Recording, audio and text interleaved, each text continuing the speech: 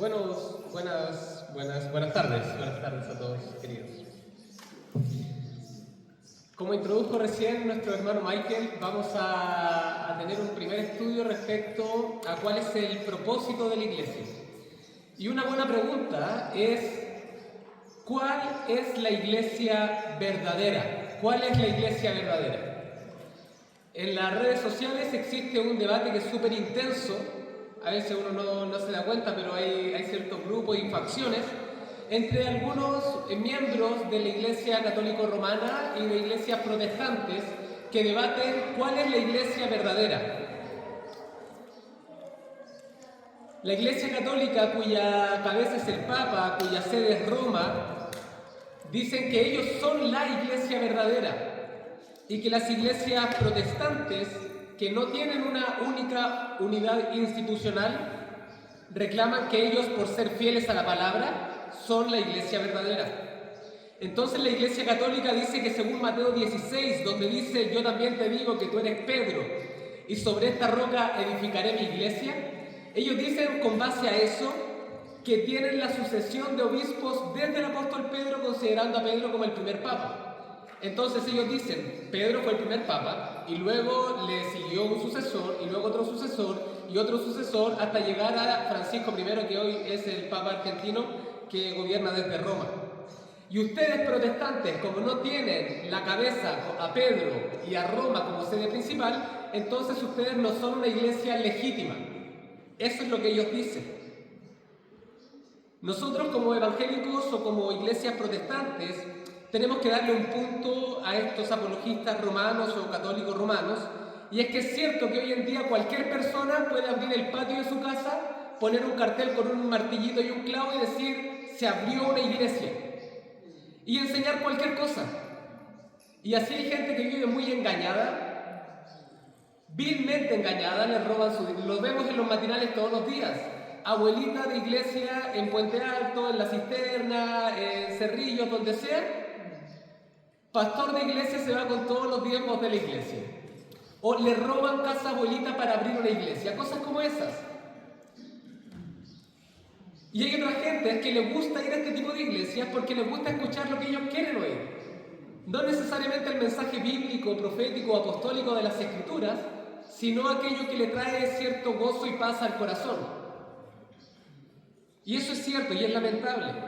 Pero el hecho de que la Iglesia Católica tenga una gran unidad institucional y ellos reclamen ser la iglesia verdadera, no significa que sean una iglesia verdadera. El tema es este: tanto católicos como protestantes o evangélicos, podemos tener una historia de siglos y siglos. Podemos tener seminarios, institutos bíblicos, catedrales, templos, iglesias, una historia que nos avale, enciclopedias, estructuras, jerarquías, lo que sea, pero no por eso una iglesia es una iglesia verdadera. Acompáñame a Apocalipsis capítulo 3. Apocalipsis 3, vamos a ver varios textos bíblicos, así que los invito a tener sus Biblias bien a mano. Apocalipsis capítulo 3. Y bien saben ustedes que este es uno de los mensajes que da el Espíritu a las iglesias. Apocalipsis capítulo 3, versículos del 1 al 7, dice lo siguiente. Ojo con este texto. Escribe al ángel de la iglesia en Sardis, el que tiene los 7 espíritus de Dios y las 7 estrellas, dice esto: yo conozco tus obras, que tienes nombre de que vives y estás muerto. Sé vigilante y afirma las otras cosas que están para morir, porque no he hallado tus obras perfectas delante de Dios. Acuérdate pues de lo que has recibido y oído, y guárdalo y arrepiéntete. Pues si no velas, vendré sobre ti como ladrón, y no sabrás a qué hora vendré sobre ti. Pero tienes unas pocas personas en Sardis que no han manchado sus vestiduras, y andarán conmigo en vestiduras blancas, porque son dignas. El que venciere será vestido de vestiduras blancas, y no borraré su nombre del libro de la vida, y confesaré su nombre delante de mi Padre y delante de sus ángeles. El que tiene oído, oiga lo que el Espíritu dice a las iglesias. Según este texto en particular, el versículo 1, es posible tener un nombre estar vivo, pero verdaderamente estar muerto. Es posible poner afuera de un edificio la palabra iglesia y no ser en verdad una iglesia. Es posible incluso llevar una vida religiosa activa, asistir a los cultos, cantar alabanzas y no ser conocidos por Dios, en el sentido cuando Él dice, yo nunca os conocí. Ciertamente, hablando y cerrando el tema de la introducción, a la Iglesia Católica le espera una terrible condenación. El candelero de ellos se ha apagado hace siglos. Sus obispos han sido asesinos, idólatras, han descuidado la grey, han dejado permear toda clase de males y de actos horribles. Pero confiamos en que en las filas de una institución hay algunos de corazón sincero busquen al Señor. Pero las iglesias evangélicas no estamos libres del mismo anatema o de la misma maldición. Si también somos de aquellos que olvidan su primer amor y descuidan aquello que el Señor ordena. ¿Cuántas iglesias que se hacen llamar hoy iglesias son cueva de ladrones y no entran al cielo ni dejan entrar? Entonces, mis hermanos, la pregunta cuando hablamos de una iglesia conforme al corazón de Dios no es cuál es la iglesia verdadera como si se tratara de una sola institución o de un lugar con una dirección en el mapa. La pregunta primero que vamos a responder es ¿qué es la iglesia? Y luego es cómo es una iglesia conforme al corazón de Dios. Como dijo nuestro pastor recién, al usar esta expresión nos preguntamos ¿cómo es la iglesia que cumple el propósito de Dios? ¿Cómo es la iglesia que cumple el propósito para el cual el Señor la estableció? Y que cuando sea examinada como las iglesias del Apocalipsis, el Señor pueda decirnos, como a la iglesia de Filadelfia, he aquí yo vengo pronto, retén lo que tienes para que ninguno tome tu corona. Así que el esquema que vamos a ver es el siguiente, son 3 puntos. Primero, ¿qué es la iglesia? Lo segundo, ¿qué no es la iglesia? Y lo tercero es cómo es una iglesia conforme al corazón de Dios. En el primer punto me voy a detener gran parte del estudio de hoy y luego entonces vamos a avanzar los otros 2 que van a ser un poco más obvio porque vienen del primer punto. Entonces, en primer lugar, ¿qué es la iglesia? La palabra iglesia viene del griego eclesia, que significa comúnmente una asamblea. En las escrituras entonces esta palabra eclesia se usa en 2 sentidos. Uno es para hablar de una asamblea común. Podría ser una asamblea política, una asamblea vecinal, una asamblea de futbolistas, una asamblea de lo que sea. Y así se usa en las escrituras en un sentido. Pero la mayoría de las veces en el que la palabra ocupa la palabra eclesia, se define para referirse a la asamblea cristiana. La raíz de esta palabra significa una asamblea separada. O también en otra forma de entender esta palabra es una asamblea llamada para ser separada o llamados afuera. Así entonces concluimos solamente de la raíz de la palabra eclesia, que de donde viene nuestra palabra iglesia o eclesiástico, se refiere a una asamblea, a un grupo de personas que ha sido llamada para ser separada. Vamos a ver que el uso de esta palabra se puede usar en singular o en plural. Vamos al libro de Hechos. Vamos a ir al libro de Hechos y vamos a ver Hechos capítulo 8, versículo 3.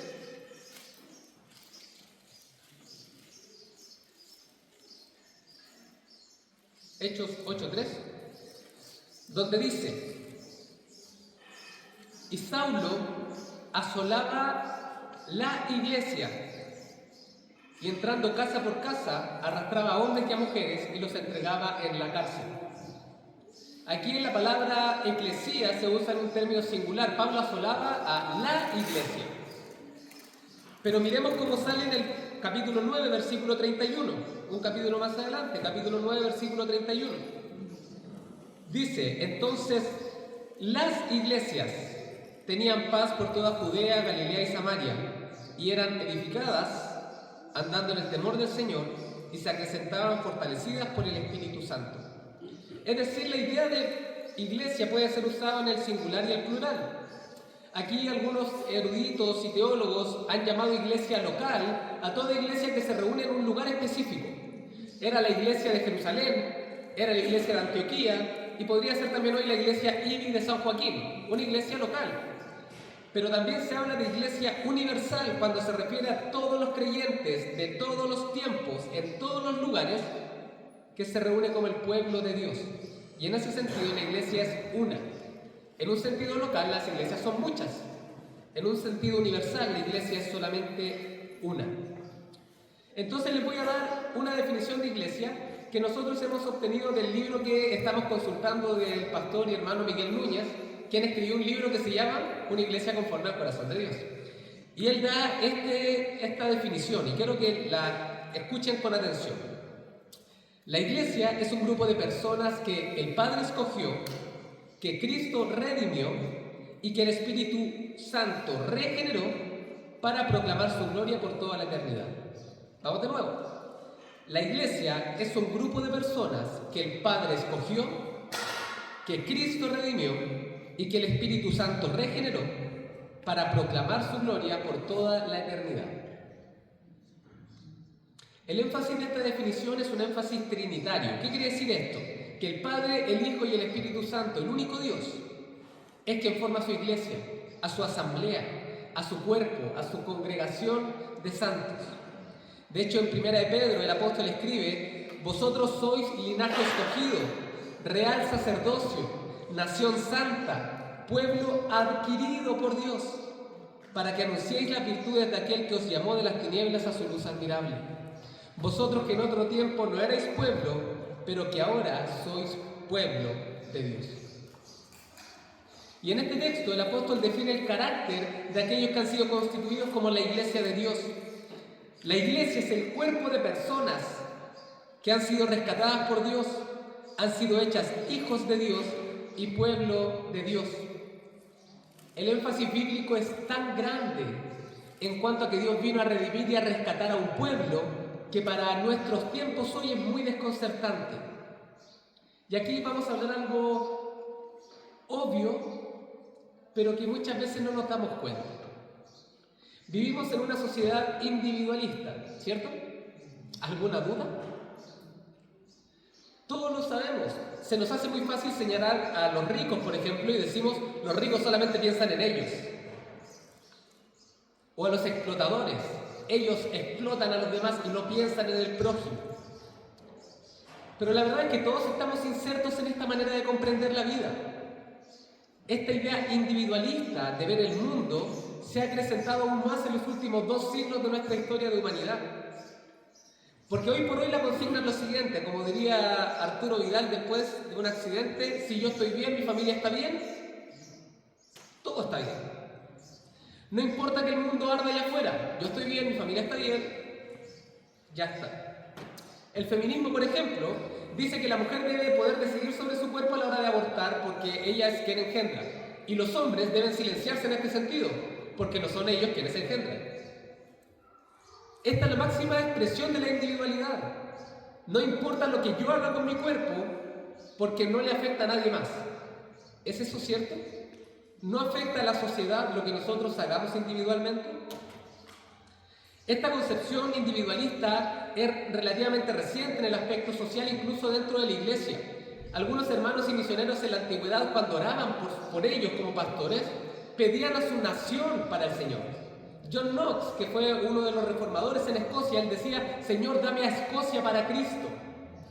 Él no oraba solamente por su pueblo, ni por su familia, ni por su vida. Él oraba por su nación. ¿Se acuerdan de los antiguos jueces o reyes de Israel que derribaban los lugares altos y paganos de adoración? Porque ellos no querían que nadie en la nación adorara dioses paganos. Las Escrituras nos plantean una realidad tan distinta al individualismo actual, pues nos hablan de la iglesia como un colectivo de personas.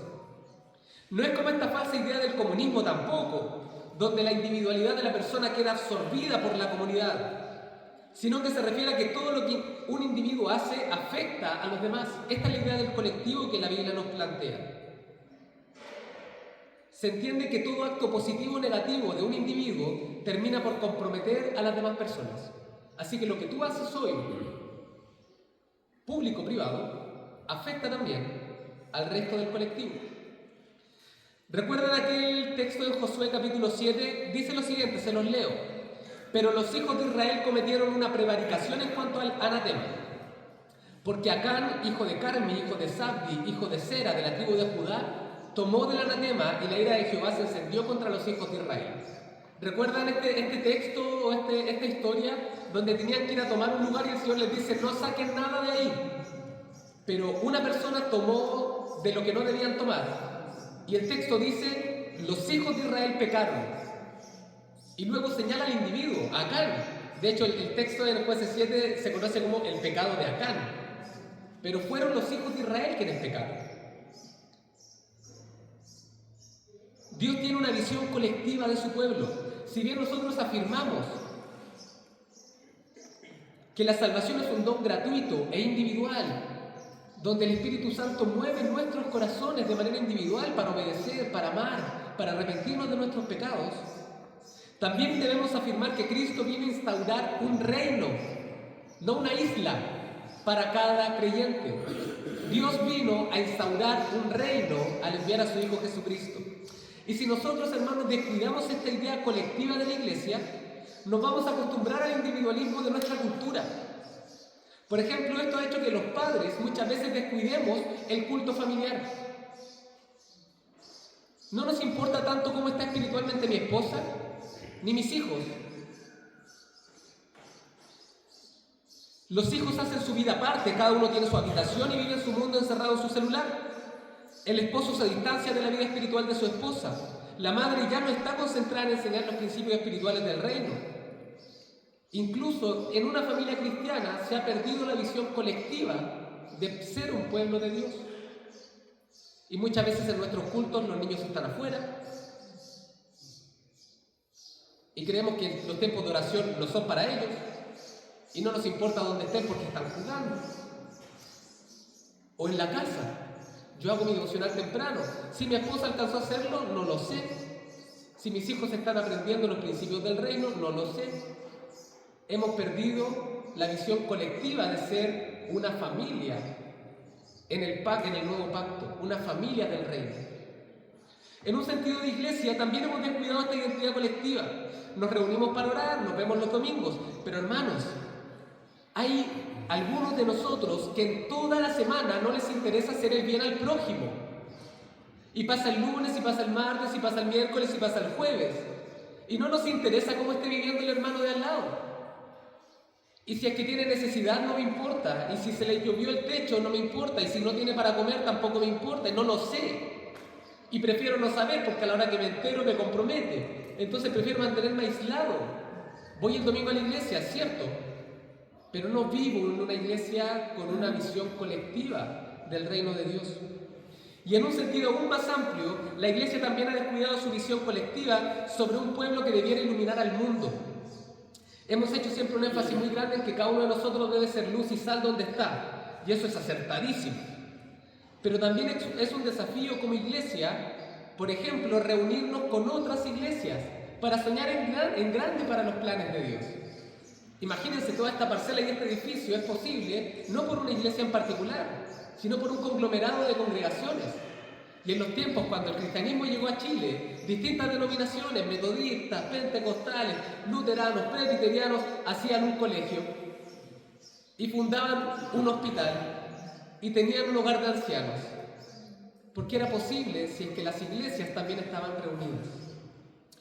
Lo que hasta ahora hemos dicho, mis hermanos, es que la iglesia es una asamblea de cristianos que ha sido llamado por Dios para ser un pueblo separado para Él. La pregunta es cuál es el propósito de esta iglesia. Y este es el propósito, mis hermanos. El propósito de la iglesia es la gloria de Dios. El propósito de la iglesia es la gloria de Dios. Pero no nos vamos a quedar con eso porque puede ser muy abstracto.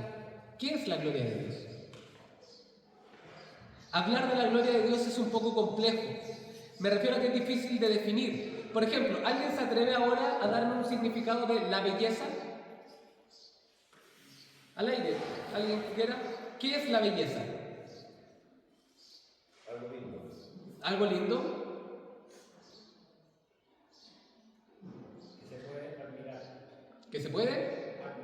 Aspirar. Admirar, algo que es admirable. Aspirar. Qué bello.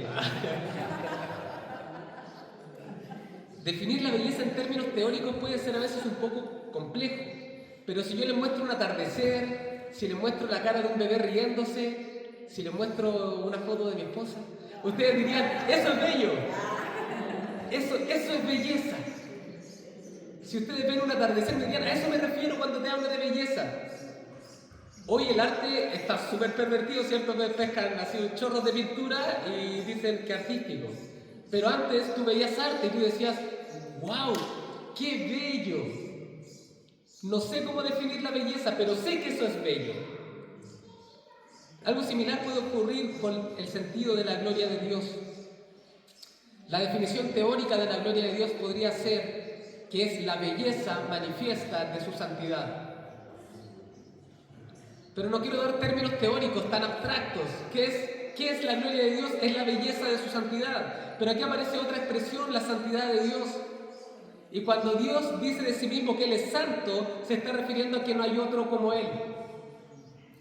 Él es tan distinto a cualquier otra cosa. Sus perfecciones son incomparables. En cierto grado son indefinibles. Hemos aprendido que ser santo significa estar apartado. Y en este sentido Dios está apartado porque no hay otro al lado de Él. Dios es todopoderoso, Él es perfecto en amor, es perfecto en gracia, es perfecto en misericordia, es eterno, es inmutable, es todo conocedor, Él está presente en todos lados. Él es santo, es otro, es completamente distinto a nosotros. Entonces, si la gloria de Dios es la belleza manifiesta de su santidad, vamos a decirlo de la siguiente manera. Cuando la santidad de Dios es manifestada, el término que emplean las Escrituras es gloria. ¿Está muy enredado? Puede ser. Vamos a ver Isaías capítulo 6. Isaías capítulo 6 es uno de los textos predilectos para hablar de este tema. Y no quiero ser tan teórico ni tan abstracto, pero si decimos que el propósito de la iglesia es la gloria de Dios, tenemos que entender qué significa la gloria de Dios. Y vamos a Isaías capítulo 6, versículos del 1 al 3. Y en este texto dice: en el año en que murió el rey Usías, vi yo al Señor sentado sobre un trono alto y sublime, y sus faldas llenaban el templo. Por encima de él había serafines, cada uno tenía 6 alas, con 2 cubrían sus rostros, con 2 cubrían sus pies, y con 2 volaban, y el uno al otro daba voces diciendo: Santo, Santo, Santo, Jehová de los ejércitos, toda la tierra está llena de su gloria.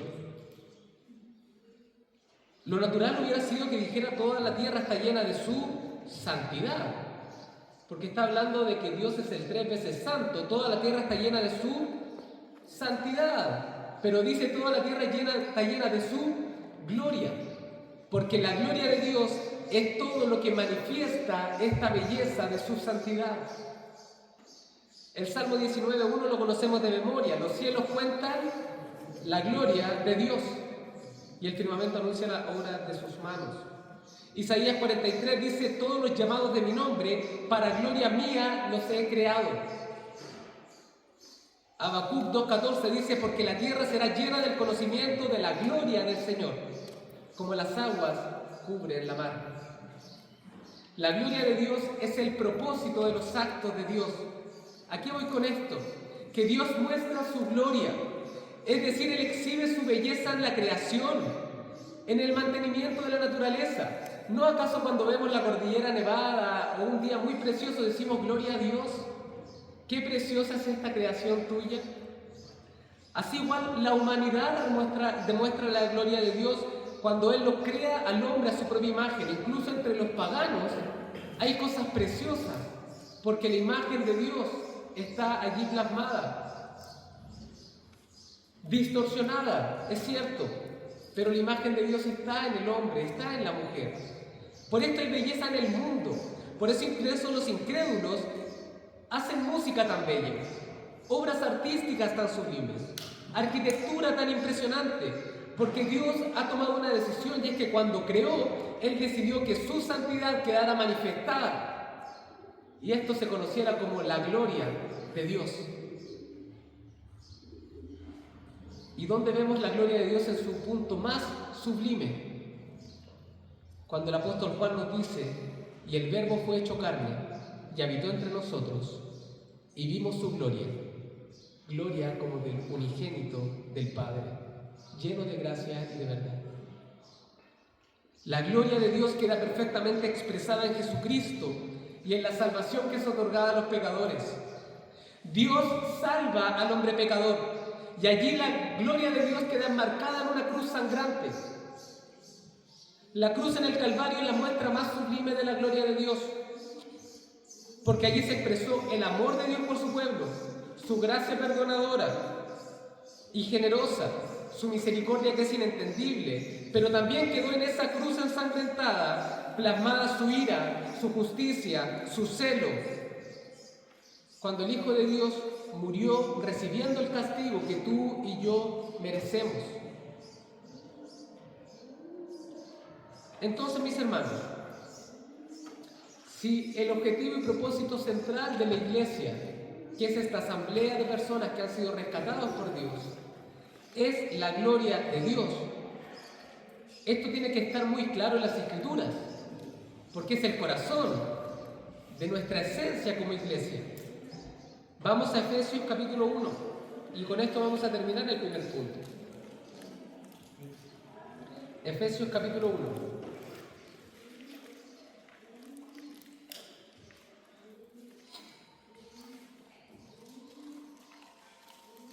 Y los versos del 3 al 6, Efesios capítulo 1.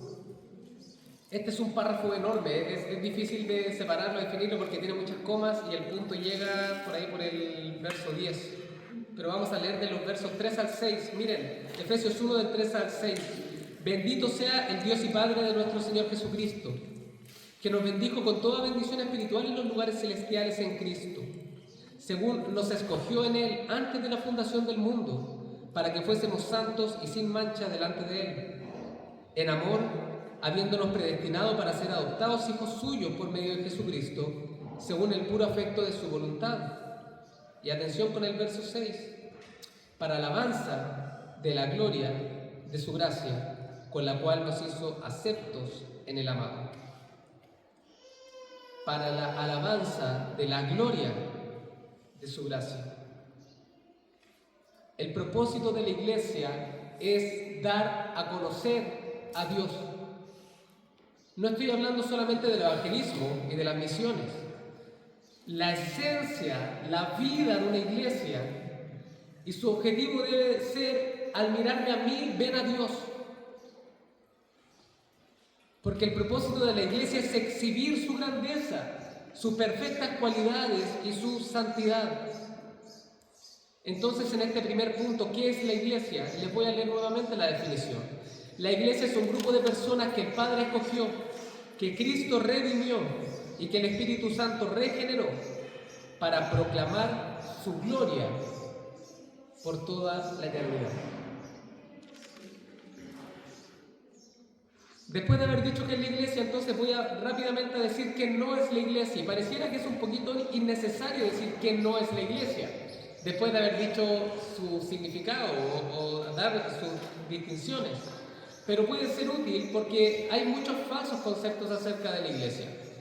Y voy a dar solamente 4. La iglesia no es una institución. Y cuando me refiero a esto, queremos decir que aunque las iglesias locales como la nuestra pueden tener una personalidad jurídica, su organización, incluso hay unidades de iglesias como la Unión Centros Bíblicos, que agradecemos que nos arriendan este lugar, la Iglesia Presbiteriana de Chile, la Alianza Cristiana y Misionera y muchos otros tipos de organizaciones de iglesia, donde puede haber contratos, estatutos y todo eso, son herramientas útiles para la organización interna de una congregación o de varias congregaciones. Pero la iglesia es mucho más que una simple institución. Los verdaderos miembros del pueblo de Dios no llegan a ser parte del pueblo de Dios por asistir a una iglesia o por firmar un libro de membresía, sino por haber sido regeneradas por el Espíritu Santo. De hecho, cuando nuestro pastor imparte la cena del Señor, él dice, si tú perteneces a esta iglesia, si tú has sido bautizado por el Señor, nuevamente, si tú has sido bautizado en el nombre del Señor, aunque seas de otra iglesia, igual puedes compartir la cena con nosotros. Porque no se trata de una institución particular. Esto es porque la iglesia es mucho más que eso. El peligro está en que es posible, incluso, ojo con esto, que haya miembros de una iglesia que no sean parte del pueblo de Dios. Incluso puede haber pastores, ministros, conferencistas, escritores cristianos. Son parte de una institución y no son parte del pueblo de Dios. Y esto no lo digo para levantar sospechas ni suspicacias, ni para hacer dudar a nadie. Es para que nuestra confianza esté cimentada en Cristo y solamente en Cristo como nuestro Salvador. No en que pertenecemos a una iglesia, no en que llevamos años de membresía, no en que soy el secretario de tal congregación. No, mi confianza está únicamente en que por Jesucristo soy parte del pueblo de Dios. Y en último término, muchos podríamos llegar a migrar de la iglesia. Podríamos mudarnos, podríamos tener algún problema interno, podrían ser muchas cosas. Nuestros hermanos misioneros migran a otras congregaciones, pero no por eso migran fuera del pueblo de Dios. ¿Se entiende? La iglesia es mucho más que una simple institución.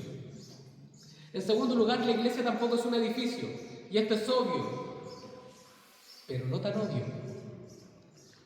Todos sabemos, pero es necesario destacarlo. Si bien le podemos llamar iglesia a un edificio, nosotros decimos, oye, ¿a dónde vas? No, voy a la iglesia. Oye, en la sala de la iglesia dejé tal cosa, que es una sección de la palabra, ¿no? Hay quienes se oponen mucho a este término, digamos, dentro de la Real Academia Española está aceptado el uso de la palabra, de la iglesia como un edificio. Pero en último término, la verdadera iglesia de Dios, el pueblo de Dios, no se construye con piedras y ladrillos, sino que es construida en el poder del Espíritu. Y nosotros cuidamos y agradecemos por lo que tenemos. Allá en San Joaquín deseamos que el Señor nos haga buenos administradores de eso. Tenemos una casa preciosa que nos ha sido dada. Esa casa ha sido dedicada para la enseñanza bíblica, para la adoración. Pero ¿saben qué? No es allí donde el Señor prometió su presencia, sino aquí. Puede haber una catedral preciosa, pero si el nombre de Jesucristo no es el centro de esa asamblea, eso no es una iglesia. Y podemos el día de mañana reunirnos en el patio de una cancha de fútbol y ser la iglesia de Dios allí, sin tener un edificio. Tercero, la iglesia no es un club social. La participación en una iglesia, en el mundo de la psicología y de la salud mental, se reconoce como un factor protector. De hecho, muy rara vez, de hecho diría que es imposible que alguien se entristezca porque alguien participa de una iglesia. Los psicólogos, los terapeutas, tú vas y le dices, ¿sabes qué? Yo pertenezco a la iglesia, qué bueno, siga yendo para allá. Porque es un factor protector y todos sabemos, nos genera ciertos vínculos, nos trae cierta sensación de paz, de armonía y estas cosas lindas de convivir juntos. Pero es mucho más que eso la iglesia, ¿cierto? La iglesia tiene este precioso fruto, pero no es esa su esencia. Respecto a este punto, toda comunidad y todo club y toda asamblea, en el término más vulgar de la palabra, tiene tradiciones. Y es importante ser cuidadoso con las tradiciones, sobre todo cuando hay choques generacionales y todo eso. Sin embargo, la iglesia no cumple su propósito cuando es fiel a su identidad tradicional. No está aquí cumpliendo su propósito cuando es fiel a sus tradiciones. La iglesia es fiel a su propósito cuando expresa la gloria de Dios. Entonces, si una tradición es dañina para la iglesia, se saca. Y si una tradición se enseña como palabra de Dios, es pésimo. No debiera jamás ser así. Y solamente por dar unos ejemplos, hay iglesias que celebran el Día del Pastor. Puede ser, no lo vamos a cuestionar como algo terrible, puede ser su tradición para honrar a los ministros. Es bíblico, ¿cierto? Honremos a los que bien presiden la ley del Señor. Pero si eso se enseña como palabra de Dios, es un pecado terrible. Y si la iglesia, esa iglesia en particular no es la nuestra, el día de mañana decide dejar de celebrarlo, no ha dejado de cumplir su propósito. Si es que su propósito central está en expresar la belleza de Dios y manifestar la gloria de Dios. Y en cuarto y último lugar, la iglesia no es un instituto bíblico. En la iglesia se enseña la palabra de Dios, pero no se espera que todos sus miembros sean grandes teólogos, eruditos y académicos. De hecho, si nos miramos a los lados, la mayoría de nosotros no somos ni universitarios todos, ni grandes teólogos, ni grandes académicos. Y si yo les pido que levanten la mano todos los que han leído la Biblia entera al menos una vez en su vida, estoy seguro que no van a ser todos. Y si les digo que levanten su mano todos los que esta semana leyeron las Escrituras, estoy seguro que ni siquiera van a ser todos, o vamos a ser todos. La iglesia no pretende ser una universidad, no pretende que aquí se forjen y se creen personas que engorden de la cabeza, sino que vivan a Cristo que vivan una vida en comunión con el Espíritu. No grandes académicos ni grandes pensadores, sino personas que forman parte de esta asamblea y viven como hijos de Dios. Entonces, en tercer y último lugar, ¿cómo es una iglesia conforme al corazón de Dios? Respondimos, ¿qué es la iglesia? Segundo, ¿qué no es la iglesia? Y tercero, ¿cómo es esta iglesia? Y como dijo nuestro pastor al principio, esta expresión la usa Samuel y la usa Lucas, el autor de Hechos, para referirse a David, cuando dice que David fue un hombre conforme al corazón de Dios para hacerlo rey de Israel. Y cuando nosotros revisamos el testimonio de David, nos queda claro que este rey no fue perfecto ni ejemplar en muchos asuntos, pero a este hombre pecador y terrible, el Señor le otorgó este título precioso que va a quedar registrado para toda la eternidad en su santa palabra. He aquí un hombre conforme a mi corazón, dice el Señor. De modo que si ya hemos dicho que la gloria de Dios es el fin último de la iglesia, debemos analizarnos y preguntarnos si como iglesia hemos estado tomándole el peso correcto a lo que esta definición significa o implica para estar y ser conforme al corazón de Dios y cumplir el propósito por el cual hemos sido formados como pueblo. ¿Somos una iglesia conforme al corazón de Dios? ¿Es la IBI una congregación que está centrada en exhibir la belleza de Dios y sus perfecciones? ¿Contribuyo personalmente yo con este propósito? ¿Participo yo en la misión de Dios para su iglesia?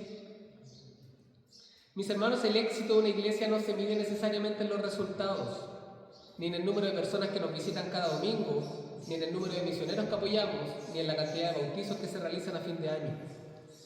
El mejor testimonio de una iglesia verdadera está en que sus miembros reflejan la gloria de Dios por medio de una vida transformada. De modo que una iglesia conforme al corazón de Dios es aquella que está decidida a glorificar a Dios hasta las últimas consecuencias. Porque la iglesia sabe quién es su Señor, sabe que el reino de Dios no es de este mundo y que un día Él vendrá a juzgar a los vivos y a los muertos. Entonces debemos analizar cuál es nuestra participación en este pueblo santo de Dios, que Él ha comprado con su propia sangre y del cual nos ha hecho partícipes por gracia. Dije recién que la idea de iglesia es la de un colectivo de personas en la que todo lo que yo hago afecta al resto del pueblo. Entonces, preguntémonos, ¿por qué ofrendo? ¿Por qué canto? ¿Por qué asisto a los cultos? ¿Por qué sirvo en la iglesia? ¿Por qué evangelizo? Si mis ofrendas son un peso antes que un acto de adoración a Dios, entonces la gloria de Dios no es el centro de mi generosidad. Si mi canto pretende hacerme sentir cosas lindas, pero no tengo ningún compromiso real cada vez que digo, tú eres el rey de mi vida, o te necesito, Cristo, entonces el objetivo de mi canto no es la gloria de Dios, sino mi propio bienestar emocional. ¿Cuánta gente no usa las alabanzas como un medio de gratificación personal antes que como un acto de adoración? Si mi asistencia a la iglesia se debe a cumplir un compromiso o porque asisto únicamente cuando necesito recibir algo de Dios, no pensando en yo también dar algo, el centro de mi compromiso con la iglesia no es la gloria de Dios, sino mis propias necesidades. Y mi asistencia no es un acto de adoración y obediencia, sino un acto egoísta y centrado en mí. Si sirvo a Dios porque otros me van a ver hacerlo, o porque siento que así voy a poder ir ganando el favor de Dios, entonces mi servicio está centrado en traer una recompensa personal y no en la gloria de Dios. Cuando joven muchas veces, sigo siendo joven, pero cuando más joven, muchas veces escuché esto de amigos de la misma edad. Sabes que el Señor ha sido muy bueno conmigo, yo quiero servirle. Un poco como para pagarle la vuelta. No, ¿cómo voy a quedarme así? ¿Qué patudo sería? Y en el fondo la idea era siempre como ganar un poco de retribución, porque así quizás el Señor iba a seguir bendiciéndome y el foco de mi servicio es que mientras más yo le sirvo, más me bendice. ¿Se entiende un poco la sutileza? No estoy centrado en que el carácter de Dios sea conocido y la gloria de Dios sea manifiesta. Estoy centrado en que mientras más doy, más recibo, entonces voy a seguir dando y así más recibo de parte de Dios. Si evangelizo porque me gusta debatir con las personas y tener la razón, o si al hacerlo estoy dispuesto a transar algunos principios claves del Evangelio, entonces mi evangelismo está más centrado en los resultados de mi predicación antes que en la gloria de Dios. Y en todas estas cosas que he dicho, mis hermanos, tenemos que ser honestos y transparentes con nosotros mismos y aún más con el mismo Señor. Porque los ancianos y el pastor de nuestra congregación, los líderes de la congregación, tienen una responsabilidad particular de velar porque la iglesia públicamente enseñe la verdad. Practique las ordenanzas del bautismo y la cena del Señor bíblicamente. La disciplina eclesiástica se practique con rigurosidad. Pero es responsabilidad de cada uno de los miembros del pueblo del nuevo pacto, del pueblo de Dios, de tener diligencia en que este cuerpo tenga como motivo central exhibir la belleza y las cualidades de Dios. Y en la escuela dominical nosotros estamos tratando el tema de cómo glorificamos a Dios en el trabajo, ¿cierto? Entonces yo te aseguro, hermano, que si tú en tu vida centras la gloria de Dios como tu principal objetivo de vida, que tus actos sean desarrollados con miras a glorificar el nombre del Señor, tu vida completa va a cambiar, te lo aseguro. Porque estarás preocupado por participar en el propósito del reino de Dios, que es glorificar a Dios. Y entonces, como vendedor, tú venderás cada artículo para la gloria de Dios. Vas a ser honesto, esforzado, gentil. Y como chofer vas a manejar cada ruta con tal cuidado que no pondrías jamás en riesgo a las personas en las cuales Dios ha implantado su imagen. Y como enfermera vas a curar cada herida como si estuvieras curando las llagas del mismo Señor Jesucristo. Y como ama de casa vas a administrar los bienes de tu familia como si estuvieras administrando un reino de sacerdotes y reyes y príncipes. Como jefe vas a ser justo a la hora de los que trabajan, de tratar bien a los que trabajan bien, y vas a dar un trato digno, porque esa es la ley del Señor. Y si enseñas en la iglesia, vas a preocuparte de hacerlo con la mayor reverencia y el temor posible, porque estás cuidando a las ovejas ¿de qué? Del Señor. Así, mis hermanos, y esto quisiera que fuera un poco el centro de todo lo que hemos hablado. Un pueblo cuyos miembros están enfocados en glorificar a Dios será finalmente una congregación conforme a su corazón. Un pueblo cuyos miembros están enfocados en glorificar a Dios será una congregación conforme a su corazón. Y allí envía Jehová bendición y vida eterna. Allí habrá abundancia de amor y compañerismo, habrá perdón, habrá restauración, habrá adoración verdadera y auténtica, habrá un servicio humilde, un servicio excelente. Una vez que tu vida esté centrada en la gloria de Dios y haya llegado a decir, ok, quiero vivir cada día para la gloria de Dios, ahora pregúntale a tu hermano, ¿cómo estás viviendo cada día para la gloria de Dios? Porque somos un cuerpo. Es un propósito que no es individual, sino es colectivo. Y podremos orar juntos y decir, Padre, hemos sido salvados para glorificarte y hemos hecho de esta misión el centro de nuestras vidas. Ayúdanos a buscar primero tu reino y saber que todo lo demás vendrá. La gloria de Dios, mis hermanos, es el fin último de la iglesia. ¿Saben por qué? Porque esta tarea es inagotable. Las misiones un día acabarán. Y construir nuevos edificios un día ya no será necesario. Pero nunca será demasiada adoración. Ojo, con esto no quiero hablar en contra de las misiones, ¿cierto? Se entiende. Pero cuando este mundo se acabe y el reino de Dios se consume y la redención de Dios llegue a su plenitud, la iglesia va a seguir con el mismo objetivo, glorificar el nombre de Dios. Y este es el último verso que quiero compartir con ustedes. En Apocalipsis 19 dice: y salió del trono una voz que decía: alabad a nuestro Dios todos sus siervos y los que le teméis, así pequeños como grandes. Y oí como la voz de una gran multitud, como el estruendo de muchas aguas, y como la voz de grandes truenos que decía: aleluya, porque el Señor nuestro Dios Todopoderoso reina. Gocémonos y alegrémonos y démosle gloria, porque han llegado las bodas del Cordero y su esposa se ha preparado. La iglesia, mis hermanos, es un grupo de personas que el Padre escogió, que Cristo redimió y que el Espíritu Santo regeneró para proclamar su gloria por toda la eternidad. Por lo tanto, una iglesia conforme al corazón de Dios es aquella que vive para la gloria de Dios. Y en un mundo que está caótico, en un mundo lleno de guerras, en un mundo individualista, en un mundo materialista, en un mundo pervertido, del cual nosotros también formamos parte, lleno de falsas iglesias y falsos evangelios que recorren por ahí, diremos nosotros con Josué: y si mal os parece servir a Jehová, escogíos hoy a quien sirváis, si a los dioses a quienes sirvieron vuestros padres cuando estuvieron al otro lado del río, o a los dioses de los amorreos en cuya tierra habitáis. Pero yo y mi casa serviremos a Jehová. ¿Podremos decir eso hoy? Yo y mi iglesia serviremos a Jehová. No yo solo, yo y este pueblo, yo y esta asamblea, yo y mi iglesia, yo y mi casa serviremos al Señor.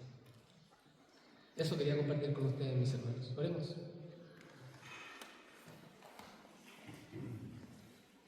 Padre nuestro, ayúdanos por favor a tener en tal alta estima a tu iglesia como tú la tienes, oh Señor. Tú has ejemplificado tu relación y tu vínculo con la iglesia como la de un esposo con una esposa. Porque tú te entregaste a ti mismo en amor por nosotros. Jamás alcanzaremos a comprender cómo fue que tú has escogido a personas para que sean parte de un pueblo santo, sin ser nosotros perfectos ni santos. Pero tu gracia es tremenda que nos has hecho parte de este pueblo. Ayúdanos a tener esta visión que tú tienes de tu iglesia, como el de una asamblea reunida para alabarte. Ayúdanos a quitar todos estos fantasmas de nuestra cultura que han embobado nuestras mentes para pensar que podemos vivir bien si vivimos solos y tranquilos.